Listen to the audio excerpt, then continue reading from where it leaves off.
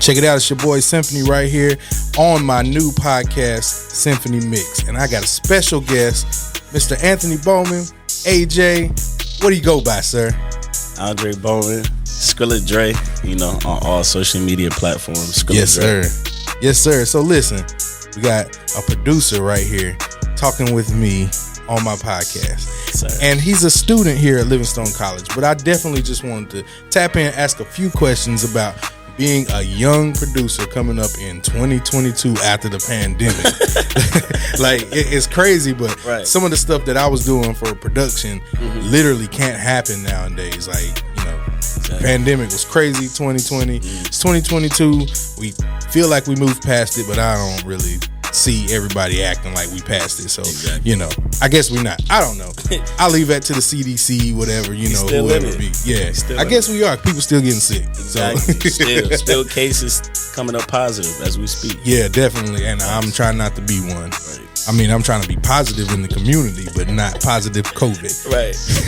So basically, I just want to ask you a few questions. Like, one, coming up in the production era that we have now. Right. I know you use loops and you use Logic Pro, right? Yes. See, that's different for me. Like, I didn't use Logic Pro making beats. I know some people probably did, whatever. I'm acting like I'm old. Like back in my day, we still were young. I try. Still young. But just you using Logic Pro and you using loops. Like, how does that equate? Do you have people looking down on you like, oh, you're not a real producer, or tell me about it? I mean, well, I think just that every 5 to 10 years the landscape of music always changes. Right. So what one demographic of people used before may not be the same thing that we use now. So, definitely. So when I started making beats, loops was introduced to me as like just a method to help speed up your workflow.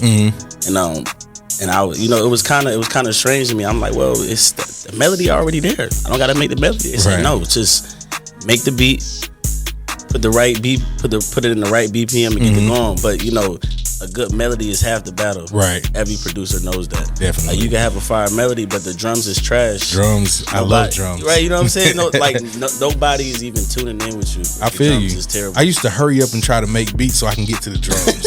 Like, I know this is gonna sound fire as soon as I lay my drums on it. But the crazy part is, like, back in my day, I was actually making the loops. Like, I was like making loops, and I didn't know I was making loops, but I was making the little section. Then I'm like, I'm gonna use that and loop it again and again. And I'm like, dang, really? Nowadays it's the same thing. It's just I was making those. So like, you being a producer, you're a young guy. Do you see music changing? Like, right now, like from when you started, do you see music like, oh yeah, next year it's gonna be? Yeah, really? I think not so much from the production side, just like how, like, sonically what it sounded like. Like, I remember when I first started making beats, I was real big into like Pierre Bourne, and like Jetson Made. Yeah, I just like and like Young Nudie really put me on that trip, right? That sonic trip to take me there, because I think I heard EA. And the song is minor, C minor if I'm not mistaken, but it just started off dark, and then it came back out like bright, and then the beat dropped. But then what stuck out to me was the drums and how bouncy they was. Right. And then maybe a year and a half later, everybody as in the masses get introduced to the Baby, and Jetson, and that was literally almost the same, the same type bounce, just replicated with a new 808. The Z808. Man, so like back in the day, we used to use the MPCs to get the drums, really popping and all that stuff. And I know we had a session in the studio, and you was trying to type something on your keyboard, and the keys was gone because you was just banging the actual typing keys. Right. But that's dope though. That showed me like you was really like in there banging. In there. You know what I mean? For sure. So like now, I'm definitely, just in case y'all don't know, AJ is going to be one of my new signees for Synphanymedia as a producer. Sirski. So, as we work in the studio, how is it like actually being around some like equipment, drum machines and stuff like that? Do you feel like you need to grab onto that, learn them? Are you like, nah, I'm good with what I'm doing? When the thought first came on my mind that I wanted to make beats, that's exactly what I had envisioned in my mind. Wow. A room full of MPCs. Yeah. and not so much where like what producing looks like now, but how it was, you know, right? Like sitting at a motif. That was the dream for me too. You know, that's crazy. That's how I seen it. Right. That's how I seen Ryan Leslie make a beat. That's how I seen Kanye make a beat. Yeah. You know what I'm saying? That's how I seen Swiss make a beat. That's how I seen. So you want to get back to that? You want to get in that room? I mean, because that having that skill set, it could never diminish. Right. They still using the instruments that they had back in the day. Like I am a beat machine instrument hoarder. Like I keep all my beat machines and everything. Like matter of fact, my son went home to Tennessee, spent some time with my mother, and so he was like, look what grandma gave me. And it was one of my old beat machines. I'm like, nah, that's mine. It's mine. You can't have that. And I literally like took it from him. Like, no, he's not. Oh man. And I'm like, Mom, why would you give him my old beat machine? Oh, you had that one. I'm like, well, thank God you gave it to him, because if you gave it to somebody else, I'd have been hurt. It'd have been a wrap. Like, but I keep all my stuff just because when I was, growing up, like I seen that vision of that room with all the instruments, and I'm going to make that happen. I'm going to surround myself. So, I definitely want to, just congratulate you on, doing your thing, like with the beats. Like you came to my office and was like, hey, listen, I make some beats. I'm listening. I'm like, yo, dope. Like, yeah, we got to work. You know what I mean? And then we can go from there. But I definitely want to welcome you to the team. Thank you so much. Synphanymedia. Like, I just want everybody to start tapping in. Tell us how they can reach you on your Instagram. Y'all can reach me on Instagram at Skrilladraay, Skirladraay.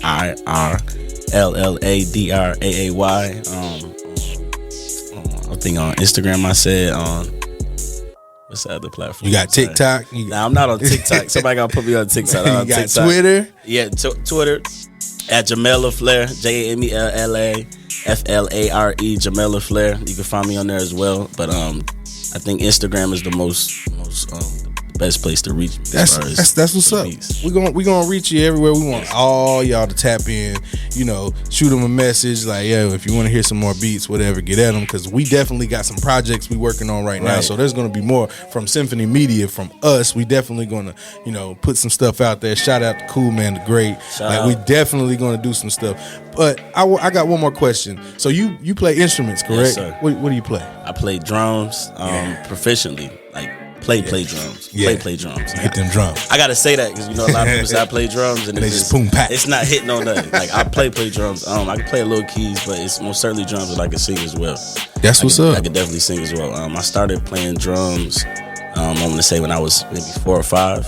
I'm from Rochester, New York. Grew up in the church playing. My grandmother is a pastor.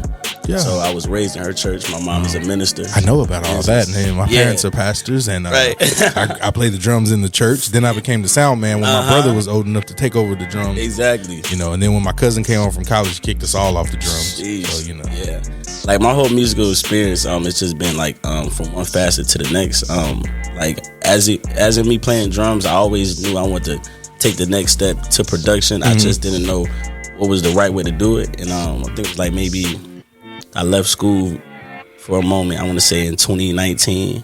I was home working for a year, and I woke up one day and I heard, no cap, I heard the Jetson Made song, and I looked at an interview. He was talking about his come up, him making beats. He said, like I never looked back. I went to go buy my MacBook. I never looked back. Yeah. And that day, because the thought was already lingering, and that day was like, go get your MacBook. I spent $600, got paid, spent $600. I never looked back. I made $600 plus since I bought the MacBook. Yeah, see, that's the story, man. You just got to go after your goals and go get them. Like, and don't look back. I mean, that's good. Nothing comes to a dreamer but a dream, And man. Like I said, this is what I want to do. And I remember, I told my friends, I was like, I'm gonna start making beats. Like for real. And like at first the beats was trash, but like people who really tune with you, they can hear the potential. So like even though they was trash, but people saying, "Oh, that was good, it's good." That's what kept me going. So I'm like, I'm gonna keep going.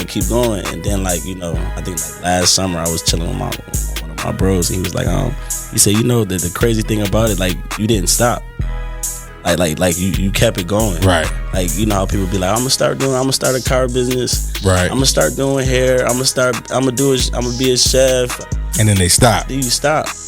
Like going. The question is, what hindered you? You started well, but what hindered you? There you go. I just think I didn't let it do that. Right. I went through a lot within the time span of starting and then we get right here. But know, the main goal was the main goal, right?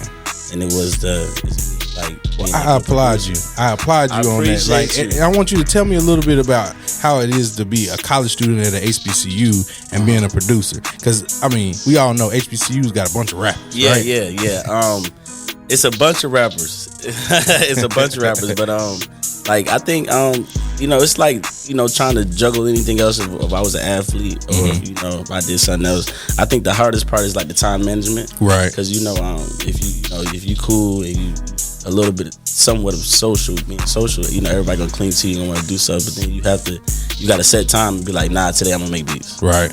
That's what's up, man. Look, my door's open. You can come to my office anytime because my office is a studio, you know, the radio station, whatever. But yeah, we right here at Livingstone College Podcast Cafe, you know, something near and dear to my heart. So I just want to say, you know, congratulations, thank you, and we got more. So listen, stay tuned for the next episode of Synphany Mix right here with Synphany and AJ Bowman. You already know. Let's go.